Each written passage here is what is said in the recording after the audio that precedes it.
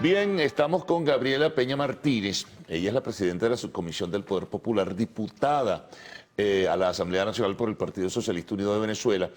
Recién se ha discutido y se ha aprobado una ley de Contraloría Social y sobre ello, bueno, vamos a entrar en detalles en breve con Gabriela para que nos ofrezcas, Gabriela, y muchas gracias por estar con nosotros, bienvenida, porque hay que despejar dudas, saber en qué consiste. Para muchas personas esto es algo novedoso, no sabe bien en qué se ubica, qué es la Contraloría Social, etcétera, etcétera. Sobre todo porque mucha gente también la vincula con el tema de la corrupción y la vigilia sobre cómo actúan los funcionarios públicos. Así que bienvenida otra vez, como te dije, y bueno, entremos en detalles. Muchas gracias por la invitación, por el espacio, por permitirnos conversar sobre este importante instrumento legal. Como bien lo comentabas, fue recientemente aprobado en nuestra Asamblea Nacional el pasado jueves, donde hemos nosotros llevado un proceso de consulta pública. Importante destacarlo, aprobamos en primera discusión ¿Cómo es la el año consulta pública, pasado. Gabriela? Porque eso es bueno conocerlo. Siempre se habla, no es que hemos consultado a las personas, pero ¿a cuáles personas, por Así ejemplo, no? es.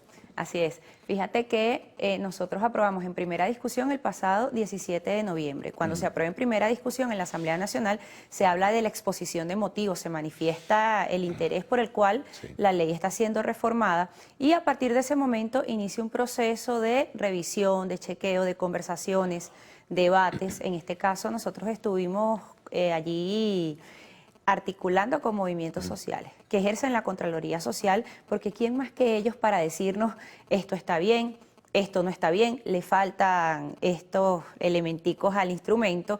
Y también con las instituciones del Estado con competencia en materia de Contraloría Social. En nuestro país tenemos organizaciones e instancias del Poder Popular y en este caso con los consejos comunales, con los voceros y voceras de las unidades de Contraloría Social, y este debate se dio durante 5 meses. Nosotros lo extendimos en el mes de febrero y para el mes de marzo ya teníamos listo este instrumento legal que, bueno, fue aprobado recientemente. ¿Cuáles eran las inquietudes fundamentales que se canalizaban y se expresaban frente a esas reuniones y esos contactos? ¿Qué decía la gente, en definitiva? Bueno, primero aplaudir la reforma, ya que esta ley fue aprobada en el año 2010. Ya han transcurrido 13 años, era importante actualizarla. Mora, entonces. Al momento, sí. Era importantísimo ya actualizarla al momento y sobre todo con esto que el presidente ha impulsado y tiene que ver con la lucha frontal contra la corrupción, establecida también en el Plan de la Patria, y había muchas dudas sobre cuál es el procedimiento para realizar una denuncia, cuáles eran las instituciones con competencia, qué hacer al momento de evidenciar que había una situación extraña en el territorio y también cómo hacer para que el pueblo trabajara de manera articulada, de manera sinérgica con las instituciones del Estado. Bueno, esos asuntos están resueltos en este instrumento legal. Ahora fíjate, ¿cómo es, digamos, el escalafón? Vamos a llamarlo de esta forma, se me ocurre. O sea, una supervisión, una Contraloría Social abajo o en los planos medios o en el mayor nivel. Y además, ¿cómo la realizarías? ¿No? Que eso es importante saber. Sí, nosotros buscamos desarrollar y fortalecer la Contraloría Social como ámbito de actuación del Poder Popular. ¿Qué significa esto? Todo el mundo puede ejercer la Contraloría Social. El ciudadano, la ciudadana, puede ser de manera individual o de manera colectiva. Allí en el objeto de la ley nosotros hablamos sobre 7 pasos para la ejecución de la Contraloría Social. El primero es la formación. Es muy importante que el pueblo conozca, que maneje el instrumento, que sepa de qué va. Consta de 6 capítulos, de 21 artículos, los cuales especifican algunos detalles que si la gente, cualquier persona que lea el instrumento podrá saber cómo hacerlo. Ahora bien, el proceso de formación es clave.